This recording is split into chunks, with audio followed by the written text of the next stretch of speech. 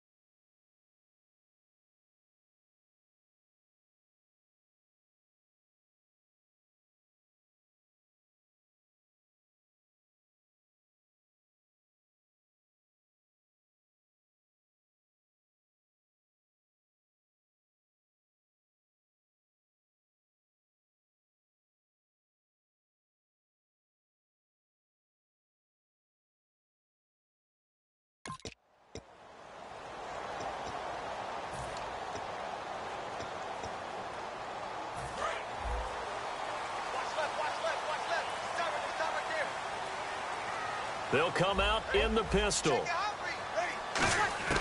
Throwing on first down is Breeze. Left side and caught by Flainer. A gain of 6 there on first. When you execute a drag or a crossing route really well and give them a chance to let it develop a little bit, you can gain some significant yardage hitting your tight end on that one.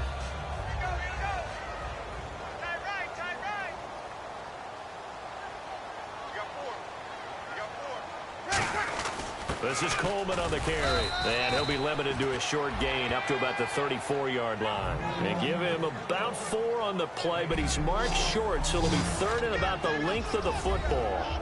The headshots here are the offensive unit. And what about Brandon Cooks? If he's not a 1,000-yard receiver every year he's healthy in the league, I'll be surprised.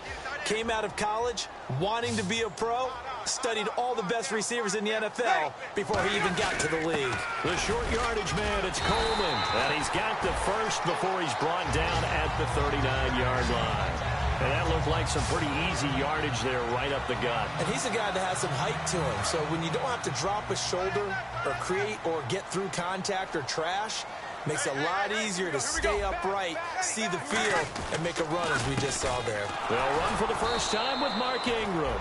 And he's going to get hit at the line of scrimmage and driven backwards. It's a loss of a yard there, and now second down. Well, on that play, the expression, don't blink, you might miss something, certainly applied. That was fast. Defense diagnosed the play, and it was over in a heartbeat. A little bit of ground to make up for the offense as they face a 2nd and 11.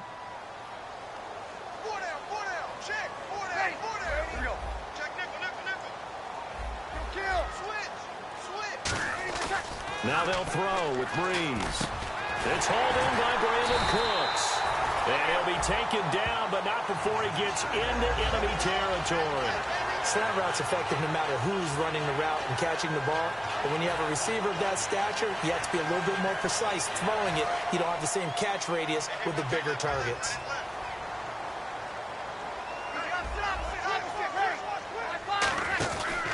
This is Ingram on 1st and 10. And he'll get this down only to about the 46. Give him a couple on the carry there. 2nd and 8.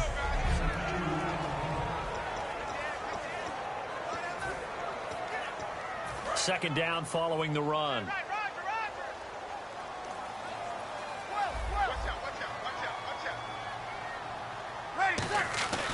Again, they'll run with Ingram.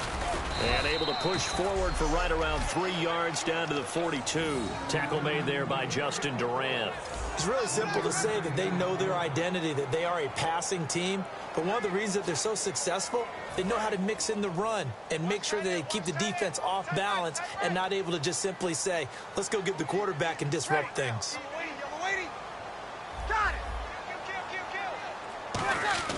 Breeze now. And he's got his man in stride, complete. And he's going to have the first down, yardage to the 35. I don't care how many times we see it. I still get a kick out of watching quarterbacks and receivers do the pass tree in pregame warm-up. But I always remember that when we go to practices, we see that after practices as well. They really tune it up, don't they? They tune it up. They know why they do it for these situations. First down. And they build that trust, and that's why they're able to find him in this type of a situation. A gain of 3, 2nd down. Some of the most unselfish players on any football team, defensive tackles, because we ask them to just eat up blocks and allow other people to make tackles. But when he can make a play himself, as we just saw there, that's a big day. They go screen. This is Ingram. And he'll lose yardage on the play back at the 37-yard line. It's a loss of 4. Now 3rd down. Time to give a little credit here. That was an excellent read by the guys on the defensive side of the ball. Oh, you're crediting your defense. Got to credit them on that one because they tried to fool them, right? Tried to trick them. Ran a screen, and they went to it and smothered it for a loss of yardage.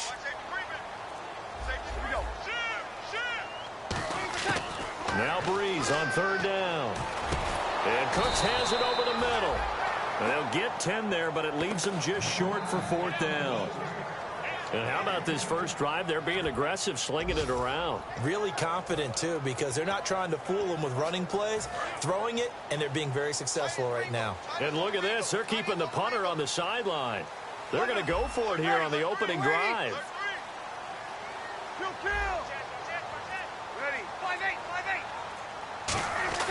They'll go for it. It's Breeze.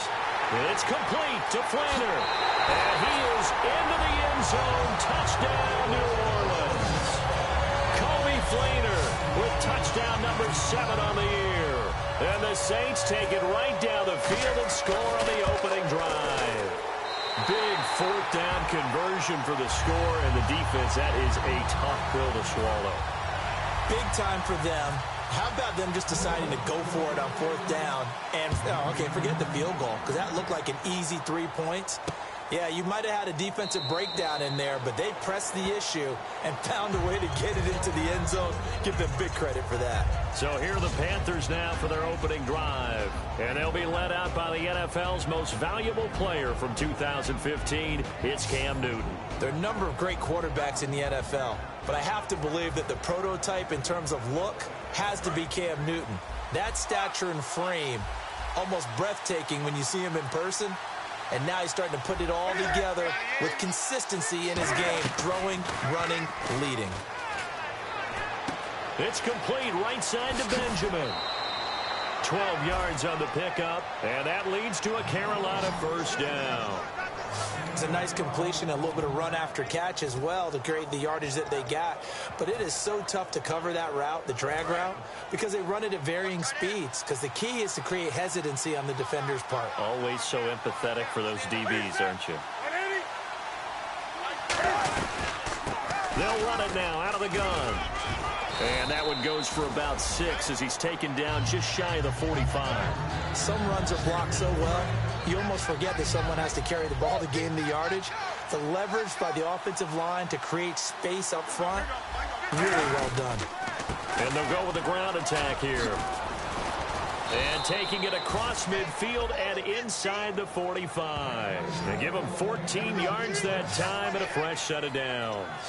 Absolutely love the run right there. This guy's known for his quickness, but also for his speed, and he's able to get to the second level almost before you blink if you give him any type of blocking.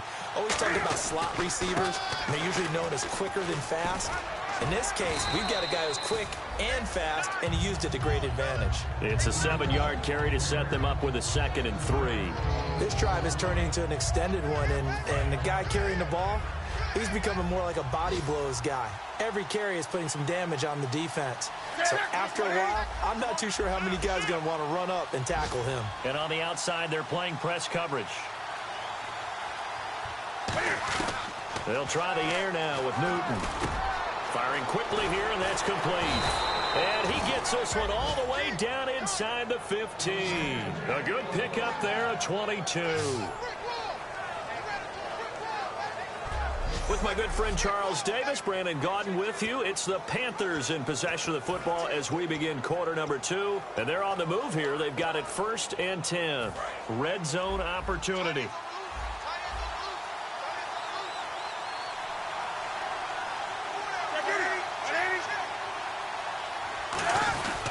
They'll give it to him right up the gut. And he will take it across for a Panthers touchdown. A great effort there. His 4th touchdown on the year. And the Panthers are now an extra point away from tying up this game. Solid job up front. Really just a solid job all the way around to get that one in.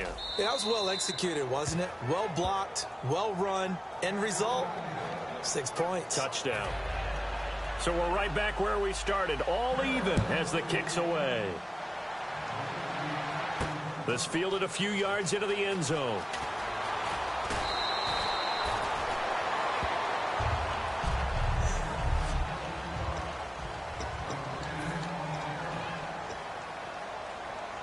The Saints offense now, they get ready to head back onto the field. And that last drive, a long drive, but not just that, they had a great air attack going. Do they stick with that?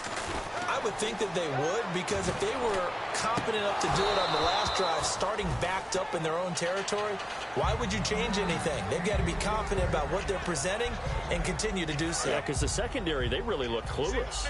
And that was amazing because that drive went and went, no adjustments, and no big plays by the defense to knock the ball away. Back to the air on 2nd down. It's Breeze. And incomplete there. A nice hit. Jars the ball free and brings up 3rd down. Everything looked right on that play except the conclusion. He dropped it, an in route, going into a little bit of traffic. Maybe in the back of his mind, he was wondering where the hit was going to come from.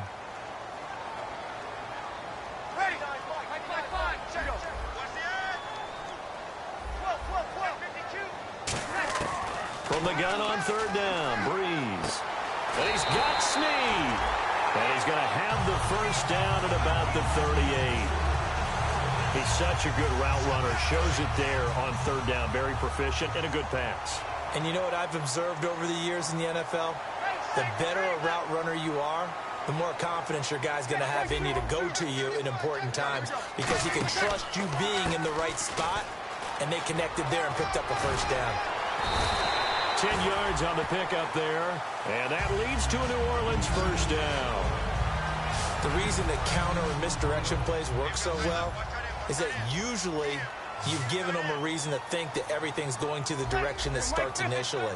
You've run that type of a play throughout the game. You've given them that look, and now you're going to counter things and bring it back the other way. Almost a tendency breaker at times. And a lot of it is making sure. He rifles one that's intercepted. A great read, and it's picked off. And he will bring this one back. It's a pick six for a Panther touchdown. Well, partner, I do know this. If you're a defensive back, you have more chances to make a team now than ever because people are using 5 defensive backs, 6 defensive back packages. Not exclusively, but way more than before. That was a nickel package there, and what a pick-off. Why is that? Why are they using that more? Because more people are throwing the ball on earlier downs than ever before. This has become a passing league, and because of that, more defensive backs on the field on most plays. And he'll be brought down at the 23, make it the 24-yard line. The Saints coming out now to take the field.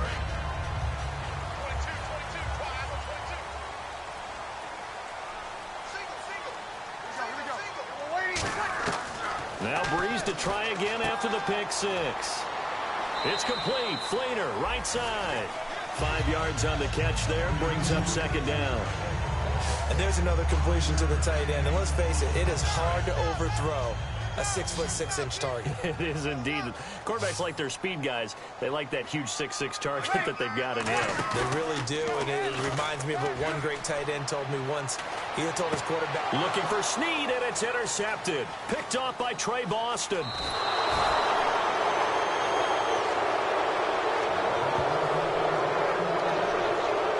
That's sort of a second quarter to forget for him. Now 2 picks in this frame. Almost as if the first one that he threw, he couldn't shake, couldn't get it out of his head. He ends up throwing a second one as a result. Compounds the mistake a little bit. Yeah, you got to be able to forget, compartmentalize, whatever you want to call it, and move on. He hasn't been able to do so here in the second. And they'll go ground game here with a tailback. And he's going to be hemmed in and brought down right at the line of scrimmage. Tackle made there by Nick Fairley. A 1-yard gain can look like a disaster, but it all depends on how the game is going.